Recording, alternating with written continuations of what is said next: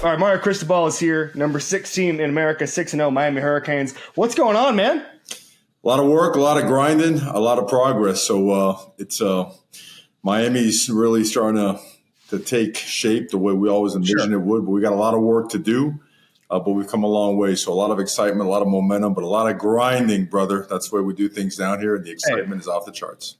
That's all I'm grinding. We're going to grind through this interview. Let's start here. You know how to build a roster basically better than just about anybody in football, all levels of football, because you look at it, we did at Oregon, 3 straight conference championship games, winning the Pac-12, and now year 3 in Miami. It's getting there. It's obviously getting to where close, as you've said, to where you want to be, closer to where you want to be. I guess the question is, now with the way you can construct modern rosters, portal, high school recruiting, all of this stuff that is just so aggressively new, what is your roster building strategy? You're going to get players wherever you can get them. And they come in all from all different kind of places. Now you've got your high school players, you've got your transfer portal players, but you've got guys overseas. Yeah, guys got guys up in Canada. You have junior college players, and sometimes you just find yourself a guy on a walk-on tryout on your campus that you put the clock on him. It says 4-4. Where the hell did this son of a gun come from? So, but we've layered this one. This one's kind of different because the starting point was a lot lower than some of the places we've been at. So. What we did is we brought in some really high caliber freshmen, like super elite, the highest, the best classes we've ever had at Miami.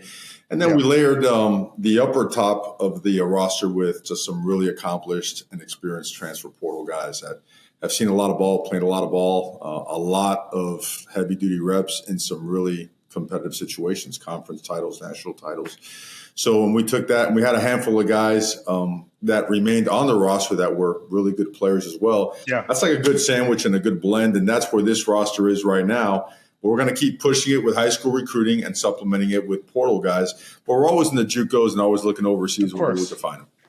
Yeah, it's interesting because the backbone is always going to be South Florida guys or Florida guys. I'm from Orlando. I know high school football really well in that state, but obviously Miami, Broward, Palm Beach County, it's a different deal. We have a badass board back here, which is all the badass guys, and the amount of times it's a cane. I mean, honestly, I don't even tee them up, even though I went to school there. But even we had Victor Cruz last week talk about Antrell Roll. We always have Michael Irvin back here, Sean Taylor. It is unbelievable how many guys are back there. I'm curious if you can explain what makes a South Florida guy different, especially when we see all these guys in the NFL. Every year they have a list of the most the counties with the most players. It's always Broward and Dade. What makes South Florida players special? I think it's pretty simple. I think a lot of places play football down here in South Florida. They live it. They live and die by it, and they're playing since they're knee high. If you had a chance to take a ride down by the parks on the weekends and see the amount of football being played, and then see a bunch of local Pro Bowlers back in town, Hall of Famers back in town, coaching these little dudes. I mean, it's in the blood, it's in the DNA, it's life down here. Yeah, it's unbelievable. And they always, so many of those guys give back. So many of these guys are just doing, again, Tropical Park at 8 a.m. They're out there 1 year after they're making a Pro Bowl and they're doing it. It's just unbelievable. You obviously have an unbelievable quarterback who has played the position at a level I haven't seen University of Miami in a long, long time. We're an NFL show. Obviously, he's going to be in the mix to be one of the top quarterbacks in just a few months here in the NFL. I think we had an NBC analyst on Monday or on Friday who said he's going to be QB1 in the draft. In a couple months here, when NFL teams call you about Cam Ward, you say what, Mario? I'm not telling you he has another year and he's coming back. No, I've been lucky to be around some great players. This guy, he is really like one of one. His mindset is that of a linebacker that's trying to kick your ass on every single play. That's what he is. He's an alpha dog. He wants to do nothing but win, is completely disinterested in personal accolades. He just wants to push people around him. He wants to make people better. He's like, the elite guys, they have a common trait. One of the common traits they all have, I would say, is they're just restless. They're just always uncomfortable, and they make people around them uncomfortable in the right kind of way because he pushes people and he pushes himself, holds himself to a really high standard. Awesome leader, awesome human being. And when the lights are on, brother, there's, the confidence in him is off the charts because of what he does, not just because of what he says. Fascinating. Is there an element to his game? Obviously, he has a couple of mistakes against VT, against Cal, but you want him taking those chances, right? I mean, it reminds me a little bit of Josh Allen, where it's like you're going to keep pushing the envelope because you're trying to make stuff happen, and obviously you want to limit those, rein those in. But that's just who he is a guy who just tries to make things happen. And from the outside looking in, it feels like you kind of got to expect a little bit of that. Well, I think and I hope that when the NFL watches tape on him, they look at two things. Number one, that he came back to college to prove himself that he can lead a team to be a winner. Okay, because you look at in his past history, he's always been playing from behind, right? And the supporting cast maybe just wasn't up to a certain level where he could lead and sometimes play from ahead, extend leads, and that kind of stuff. He's had a chance here to play from ahead, play from behind, bring us back in some really, really tough situations. So, and in terms of him, risk taken, I mean, these aren't just kind of guess and just throw one up. Everything he does has a rhyme and a reason, and he does it in practice. There's complete confidence in what he does and what he's going to continue doing, because we've been watching out here on this practice field like every day in spring ball, all summer in fall camp, and going, holy bleep, I can't wait till this guy gets to do it live. Yeah, it's really incredible. You mentioned the freshmen. Obviously, you have Ruben Bain last year, Francis last year, this year, OJ Federic. And I'm curious if are freshman body types changing, or is that if you guys just hit on a couple of these guys who can play right away? Like, it just feels like every level of football guys are coming in better, more prepared, physically better. Is that a trend, or is that just a special group of guys? Oh, it is. I mean, when I grew up, I mean, you had to like sell encyclopedias in the summertime and then show up to camp. These guys are like, they're working out and they have personal trainers since they're 5, 6, 7 years old, and they're playing ball like nonstop. And strength and conditioning levels right now and nutrition and sports science are taking physical development to a whole new level. Sports psychology is taking the mental part of the game to a new level, and we're boat loaded on both those fronts right there. So, these guys come in, with a chip on their shoulder, but they are physically ready to contribute right away. Why should you bet with Caesars Sportsbook? 2 words: Caesars Rewards. Every bet brings you closer to the types of benefits only Caesars can offer. Hotel stays, VIP experiences, sports and concert tickets, and more. It's not just an app, it's an empire. Best high school player you've ever seen? I've seen a lot. And there's some that just absolutely blow you away. I mean, I still have VHS tapes. That's dating me a little bit right there. I still have VHS tapes of some guys, but I'm going to have to give it to one, and I think everyone would agree. May he rest in peace, Sean Taylor. Yeah, complete and utter, just flat out badass, knocking people around to the point where, I mean, I'm surprised parents would let their kids play against him. Man, he affected the game in every possible, imaginable way, offense, defense, special teams, just a completely dominant football player. I want to get into, you developed and recruited so many NFL guys, and we could spend an hour just going through all of them. But there's a couple I want to highlight here. I want to start with Penei Sewell. Obviously, it looks like an elite receiver somehow after Sunday's game, but that's just kind of the kind of athleticism he has. And what's funny to me, I was in Detroit for Dan Campbell's first training camp. And one of the things I saw him light up, because it was the first day in pads, and Penei Sewell was out there, and he said, man, hitting again is like water in the desert, right? And that mentality there, he got Dan Campbell so fired up, but like that gets any coach fired up. And I'm curious, any stories stick out as far as just how special of a player he is, an athlete, a guy, a hitter, wherever you want to go with it. Yeah, that guy, when he was drafted by the Lions and knowing Coach Campbell, man, I couldn't be happier, because that was a perfect fit. Because those two guys are just, in terms of football, they are goons. They are all about kicking someone's butt. And they're super smart, and they're competitive, and they're awesome. And on the flight and taking the job as the assistant head coach at Oregon, I remember receiving a text, hey, you got to look at this guy, and it was Penei Sewell. I'm like, whatever we got to do, we got to get this guy. And insane recruiting process. We weren't very good upon arrival. And I'm out of bullets recruiting wise. I'm out of sells, pitches, and I can't even go visit him anymore because I was promoted to the head coaching position. And I'm like, what do we do here? And so anyways, long story cut sideways, big staff meeting. No one has a good idea. So decided to take the graduate assistant and dress him up as the mascot and put him on a plane and send him over there. It's now illegal. That's a violation. Can't do that anymore. But There's a great picture of Panay right beside the duck, and he's not very happy, but he did sign with us. But no, he was, man, that guy, I remember bringing him in, sitting him down. He's about 374 pounds upon arrival and saying, hey, man, we do things the right way here.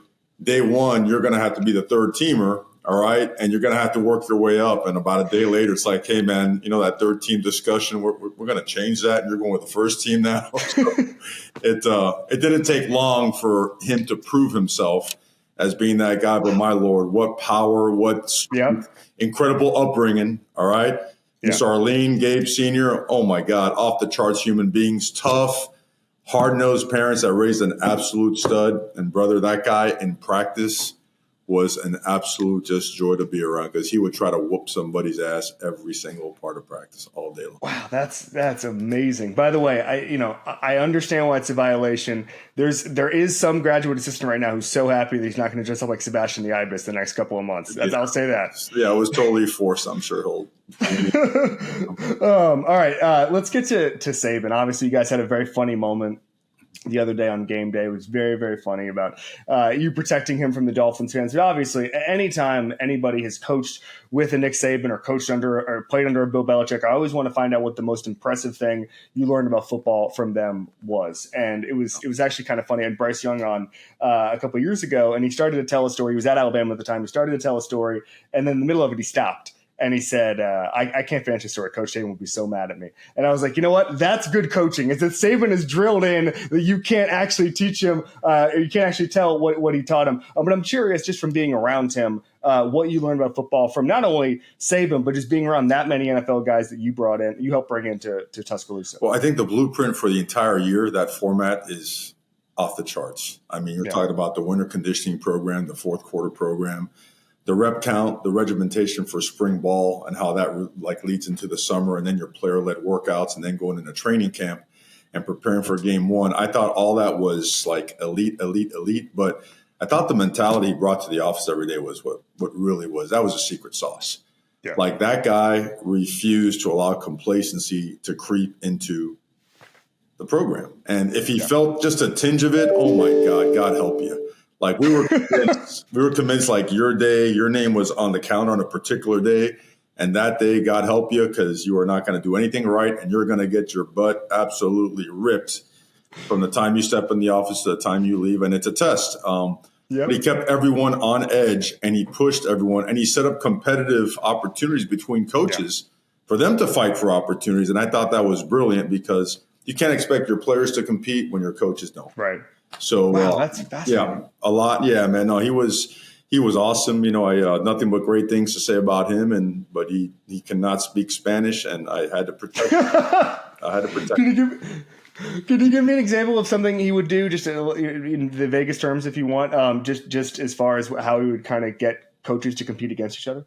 Oh my! Well, come down to the recruiting meeting. That's a ginormous board, and you've got your notes piled up, man. You've jotted down everything from the house cat's name to the cousin who works, at the dollar store who has a heavy influence on him. So you really, you really want to push your guys. And me, I want to sign 20 linemen every single year. I never want to be, at a deficit there. And so when you're up, the pressure's on, the questions are coming, and they're coming 100 miles per hour. And you could tell I'm trying to sign 30 linemen.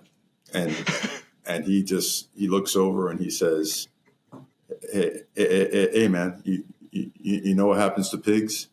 And I could feel Kirby Smart next to me going, like something's going to happen. I'm going to get it. So I said, no, coach, what happens to pigs? He goes, they get slaughtered because you're greedy and you're being a pig and you're about to get slaughtered. In other words, telling me, hey, man, we got to sign more than just linemen in a class of 25. We got to sign quarterbacks. We got to sign running backs. Yep. But I also think that he appreciated the fact that I was going to be aggressive. And he told me it was my job to make him have the difficult decisions of bringing great players to the table and distinguishing between the elite ones and the great ones.